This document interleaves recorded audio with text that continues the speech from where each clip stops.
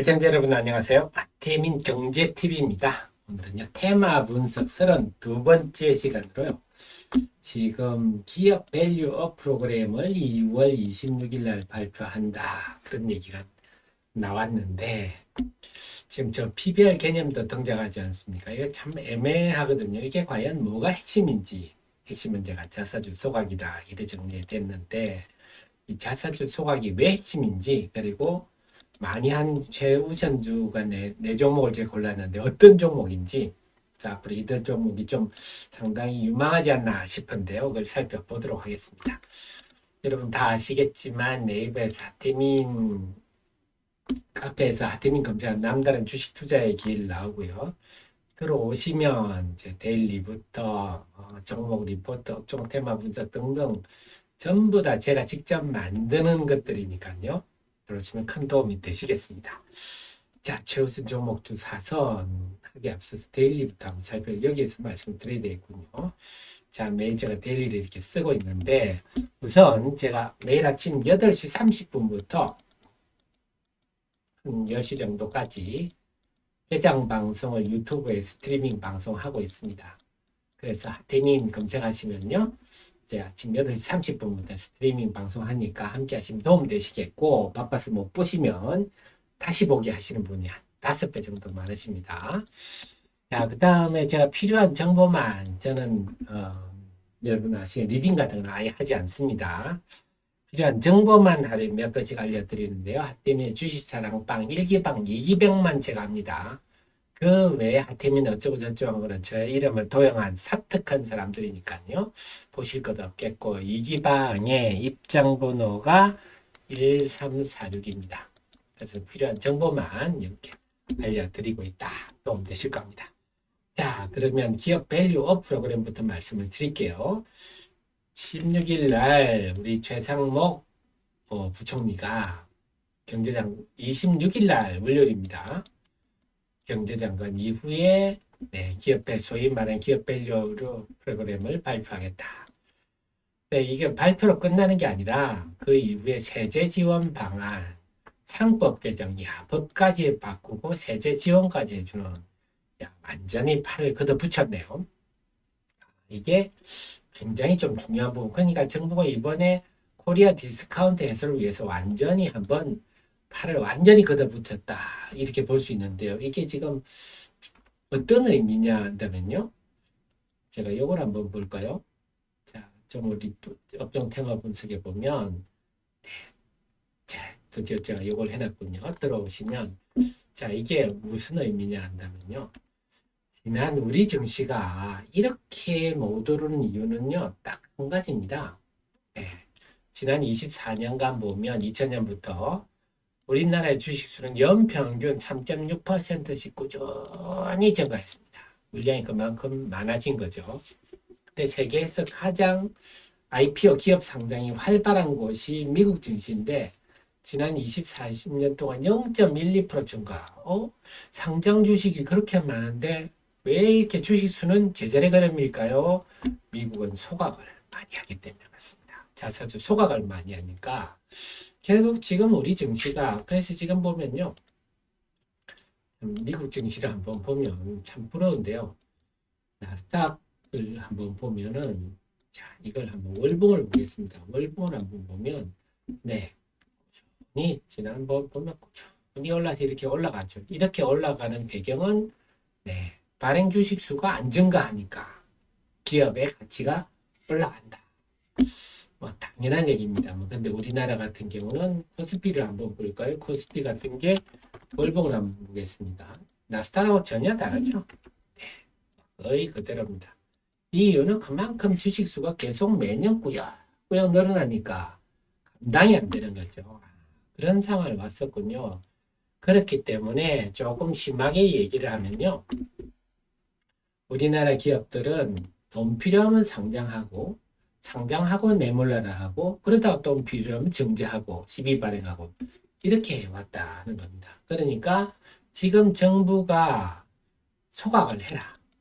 자, 그래서 제가 소각이 핵심이라고 말씀드리는 게 정부가 지금 앞으로 나올 일이 그런 뻔한 것 같습니다. 세제 지원을 하는 소각을 하면은 뭐 고배당이라든지 아니면 자사주 취득 후에 소각을 한다든지 이렇게 하면은 인센티브를 주겠다는 거 아닙니까? 뭐 구체적으로 나와봐야 되겠지만 결국 이렇게 돼서 만약에 우리나라도 좀 많이 소각이 된다면 우리 시장이 근본적으로 달라질 수 있겠다. 그 조짐은 이미 있습니다. 2024년 들어서 2월 13일까지 자사주 소각한 게 4조가 넘습니다. 자, 2023년 이 동기간에 비해서는 4배 가까이 있는 거죠. 아, 이미 우리나라도 소각의 시대로 접어들고 있구나. 자, 이걸 알 수가 있네요. 그러면 대충 그림이 나오죠. 자, 뭘 보냐. 그래서 기업 밸류 프로그램이 지금 하는 거는 기업의 밸류를 올리기 위해서 결국 고배당을 하고 자사주 취득해서 소각 좀 하라. 그래서 코리아 디스카운트를 해결하자. 핵심은 자사주 소각인데, 자, 그 속에서 이제 저 PBR 개념인데요. 자, 우리가 일반적으로 알려진 게 PBR이라는 게 이거 옛날 얘기입니다. 옛날 정말 PBR이라는 개념이 90년대 후반에야죠 아마 그 저퍼혁명이라는 게 있었습니다. 뭐냐? 뭐 여러분 아시는 PR이라는 게 주당 순위가 아닙니까? 이게 개념이 해외에서 들어와가지고 혁명이 일어난 다음에 저 PBR 혁명이 안 붙었어요. 그 소위 말해 자산가치 대비 우량하다. 청산가치보다 주가가 훨씬 싸다. 근데 이게 옛날 개념이죠. 이 북밸류라는 개념은요 정말 옛날 개념입니다. 그래서 이번에 저 PBR 얘기가 나왔을 때도 다들 전문가들 기우뚱합니다. 이게 그래서 중요한 건 뭐냐? 제가 자사주 소각의 핵심이라고 하는 게 뭐냐? 이 북밸류 자산도 현금성 자산이 제대로 된 자산이죠. 부동산 자산이나 기계 자산, 공장 팔아서 자사주를 취득하고 소각할 수 없지 않습니까? 네. 기계 설비 팔아서 그래. 중요한 건 현금성 자산이 많아야. 현금성 자산이 많으려면 어떻게 됩니까? 네, 돈을 많이 벌어야죠. 좀 고상하게 얘기하면 자기 자본 이익률 같은 게 높아서 돈을 많이 벌어야 그 현금으로 자사주를 소각할 수 있다. 물론 이 과정에서는 오너가 자사주 주주 환원에 대해서 굉장히 우호적이어야 되겠죠. 요 세 가지군요. 첫째, 회사가 돈을 좀 잘 벌어야 되고, 두 번째, 현금성 자산을 많아야 되고, 그래서 오너가 자사주를 취득해서 소각할 만한 자세도 되어 있는 이 3박자를 고루 갖춰야 되는데 정부가 요구하는 건 지금 뭡니까? 야, 이쪽 부분은 압력을 넣는 거죠. 야, 오너들이야. 그동안 니들 돈 필요할 때 투자자들 돈만 쓰고 니들 이제 투자자는 좀 베풀어야 되지 않겠어? 이걸 이제 정부가 압력을 넣는 거죠. 상당히 바람직하다 봐야 되겠습니다. 자, 그러면 앞으로 주식시장에 이제 바람 불 건 저는 일단 자사주 취득과 소각, 배당은 둘째째, 특히 소각이 핵심 이슈가 될 것 같습니다. 그런데 주식시장이 아직도 상장 주식이 2천여 개나 되다 보니까 소각을 많이 한 회사에 대해 제대로 정리된 곳이 없어요. 물론 저도 계속 공부를 하고 있기 때문에 저도 계속 조사를 해야 되겠지만 우선 눈에 띄는 종목이 이 네 종목입니다. 자사주 취득 및 소각이 많은 회사. 그 중에 일단은 이 네 회사를 우선 한번 살펴보겠습니다. 보면 기본적으로 자본금이 다들 삼성물산이 자본금이 187억밖에 안 되는군요. 유보율이 보니 18만 %. 뭐 탑5 안에 들. 이 회사들이 보면 대체로 유보율이 5,000% 넘죠. 그래서 유보율이 많고 액면가는 SK텔레콤과 삼성물산 액면가 100원이군요. 동원산업과 KCC가 좀 상대적으로 시가총이 좀 적은 편이네요. 자, 그럼 한번 동원산업을 먼저 한번 보겠습니다. 자사주 소각으로서는 이제 1등으로 봅니다. 가장 많이 했는데 자사주가 이미 한 544만여 주를 소각을 이미 했습니다. 하고 남아있는 자사주를 전량 다 1396만 주를 전량 다 소각하겠다고 발표를 했고 2013년, 23년에 이미 350만 주를 소각을 했습니다. 자본금이 465억으로 이거는 감자까지 돼버렸죠. 2024년 5월 1일 기준으로 나머지 1046만 주를 소각합니다. 그럼 자본금이 360억이 되네요. 오호, 결국 전체적 원래 자본금에서 자본금이 한 28% 정도 줄어드는 역대급 소각이네요. 그럼 이론적으로 본다면요, 최소 주가가 최소 30%는 올라, 최소. 그런데 희소해지니까 플러스 알파가 붙겠죠. 네. 그리고 기업 내용에, 자세한 기업 내용에 대해서는요, 제 카페에 들어오셔서 저기 종목 리포트 들어가시면요, 보다 자세한 기돈, 전화비니, KCC니 이런 것들에 대해서 삼성물산도 있고 SK텔레콤도 있고 자세한 내용을 한번 살펴보시는데, 간단히만 말씀드릴게요. 또 원산액 같은 건 그래서 자본금이 360억으로 줄어드는데 2023년에 영업이익이 4,600억이군요. 와, 2022년은 4,900억. 자본금 360억인데 10배 이상의 영업이익이 매년 꾸준히 나는군요. 그러다 보니까 동원산업은 한국 맥도날드도 인수를 검토를 했었고 H&M도 인수를 검토했던 곳 아닙니까? 그 풍부한 유동성을 가지고 M&A까지 적극적이니까 요거는 어떤 성장성 측면에서 매력이 있다. 그래서 제가 볼 때는 동원산업이 상당히 앞으로 자사주 소각 이슈가 본격화될 때 주목을 받을 가능성이 높고 SK텔레콤도 자사주 소각은 대단합니다.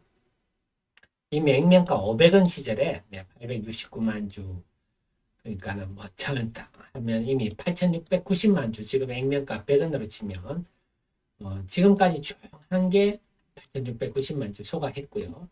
지금 또 올 5월 달에 404만 주 또 소각하겠다.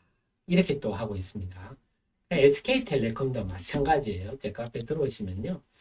SK텔레콤 같은 경우도 여러분 이미 다 아시겠지만 꾸준히 영업이익이 날 수밖에 없는 구조 아닙니까? SK텔레콤도 자세한 내용은 제 카페 리포트 보시는데요. 보면 꾸준히 영업이익 지금 10억 단위인데 꾸준히 연간 1조 3천억, 1조 8천억, 1조대 수익이 꾸준히 나는 회사입니다. 그래서 이 돈으로 뭐 하겠습니까? 이제 소각을 해주면요. 아주 땡큐죠. 자, 삼성물산은 더 놀랍습니다. 삼성물산은요. 삼성물산도 이미 기존의 자사주를 소각해 감자를 해서 자본금이 꾸준히 줄어들고 있는데 올해 2024년에 또 보통주와 우선주를 소각하겠다고 이미 발표를 해놓고 있습니다. 그리고 또 2025년과 26년에도 각각 780여만 주씩 소각하겠다. 기존의 자사주를 이렇게 발표를 해놓고 있어요. 삼성물산도 이미 내년까지 발표를 해놓고 있는데 삼성물산도 간단히 봐드리면 삼성물산 자본금이 180억밖에 안 된다 말씀드렸는데요. 이 회사는 자사주적인 지주회사 성격이지만 본업이 멀쩡합니다. 보시겠지만 건설, 옛날에 삼성건설 합병했거든요. 건설 부분 상사는 뭐 수익성이 좀 떨어집니다만 바이오, 삼성바이오 에피스라든지 삼성바이오 로직스 이 부분이 고성장성 수익성을 유지하고 있고 뭐 레저는 아시겠지만 에버랜드, 캐리비안 베이 이런 것도 있고요. 그래서 그 지주회사 성격이긴 하지만 그 삼성물산 같은 경우는 삼성바이오로직스, 삼성전자, 삼성생명 핵심주를 다 지분을 갖고 있지 않습니까? 그래서 좀 지주회사 성격이지만 매년 영업이익이 2조대 이상 납니다. 자본금 185억짜리가 와, 그러니까 어마어마하죠. 그렇군요. 그래서 기관 같으면 이런 주식은 정말 사놓고 가지고 중장기적으로 보유할 만 하겠습니다. 배당도 많이 주죠. 마지막으로 KCC인데요. 자, KCC는 우리가 눈여겨볼 만한 게 뭘 보느냐 하면 제가 이걸 한번 보여드릴게요. KCC는 또 삼성물산하고 관계가 있어요. 그래서 KCC 같은 경우는 삼성물산 주식 170여만 주를 갖고 있죠. 1700만 주. 삼성물산 1710만 주를 갖고 있습니다. 그래서 삼성물산의 전체 지분율의 9.1%. 그래서 삼성물산 주가가 올라가면 KCC도 주가가 올라갈 수 있는 이런 내용인데요. 물론 KCC도 영업이익이 꽤 많이 납니다. 보시겠지만 연간 한 한 4천억 내외는 꾸준히 나는 그런 구조군요. 그래서 본업도 꾸준하고 거기다 삼성물산 주식까지 있다. 자, 그래서 제가 결론적으로 정리한 게 이 네 종목이 최우선주다 하고 제가 정리를 해드렸습니다. 최근에 보면 그래서 제가 이 자료는 며칠 좀 된 자료인데요. 삼성물산이 최우선이고 동원산업은 차우선, 그다음에 SK도 KCC 이랬는데요.